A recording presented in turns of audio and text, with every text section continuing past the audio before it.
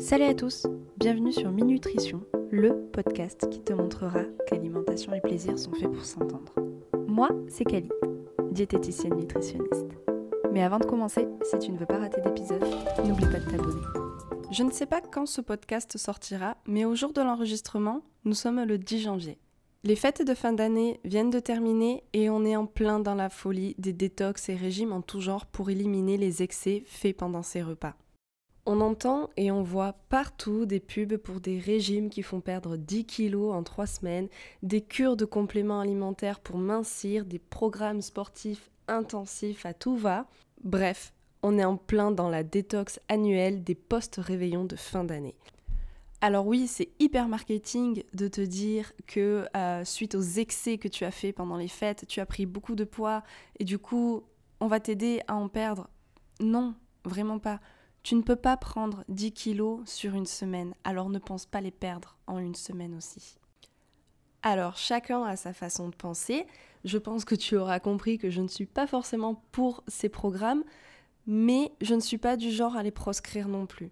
Comme toute chose, ça a des avantages, mais qui dit avantage dit aussi inconvénients. Et c'est de ça qu'on va parler aujourd'hui. On va commencer par parler des avantages, parce que je ne vais pas m'éterniser sur le sujet. Mais ce genre de programme a pour avantage de proposer et d'inciter à cuisiner à la maison. On t'apporte certes les denrées ou alors on te dit ce que tu dois manger, mais il y a ce côté où tu dois cuisiner chez toi. Alors, je ne parle pas forcément de grande cuisine, si tu n'as pas l'habitude de cuisiner des pot-au-feu, des blanquettes de veau, etc. En temps normal, ça s'adapte un minimum à ton mode de vie et du coup, ça ne va pas te proposer des plats qui durent 5 heures. On a aussi la découverte et l'approfondissement d'une alimentation équilibrée. Alors ce qui est dommage, c'est qu'on n'explique pas forcément le pourquoi du comment, mais ce sont des programmes, des menus qui amènent à manger équilibré. Un autre gros avantage, c'est qu'au cours de ton inscription, tu auras renseigné ce que tu aimes et ce que tu n'aimes pas. Donc les menus seront plus ou moins adaptés à tes envies et tout ça pour répondre à tes besoins. À côté de ça, ça va te faire gagner énormément de temps sur ton temps de course parce que tu n'auras plus besoin de réfléchir, tu auras juste besoin d'aller au magasin, de prendre ce qu'il te faut et de le ramener à la maison. Et en fonction du programme et de la marque que tu as choisi, tu vas avoir un gain de temps différent. Soit ça va faire ta liste de courses et tu iras au magasin faire tes courses toi-même. Tu peux également avoir les repas portés chez toi, déjà tout prêt, que tu as juste besoin de faire réchauffer, ou alors la livraison type drive, etc. Et encore un avantage bien sympathique, c'est que la cuisine sera de saison. Donc potentiellement, tu découvriras de nouveaux aliments.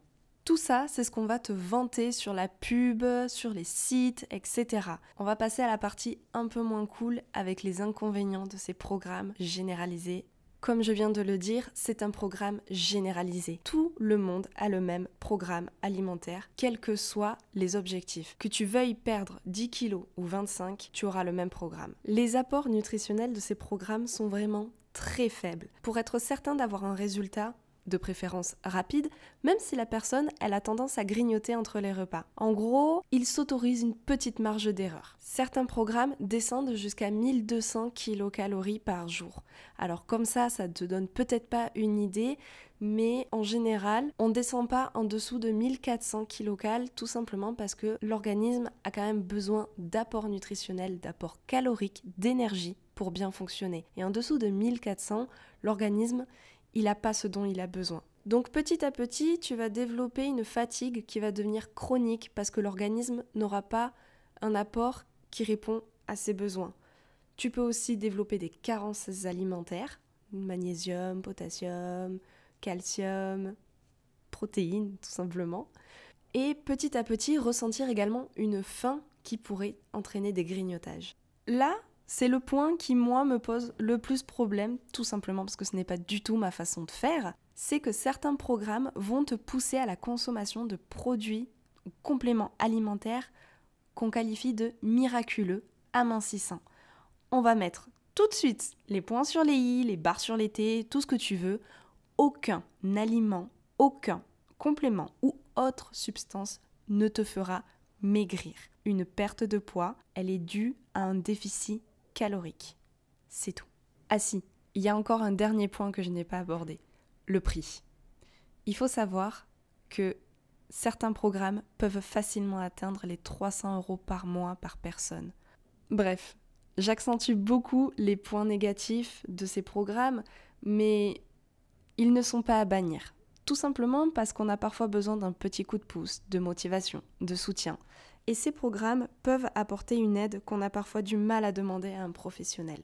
Mais sache une chose, c'est qu'une perte de poids, pour qu'elle soit durable dans le temps, elle se fait sur la durée. Et elle ne doit pas engendrer de frustration. Et ça ne doit être en aucun cas une obligation. Je l'ai dit au début du podcast, tu ne peux pas prendre 10 kilos en une semaine, alors ne pense pas les perdre aussi rapidement. Merci de m'avoir écouté, j'espère que ce podcast t'a plu et je te dis à la semaine prochaine. Allez, bisous.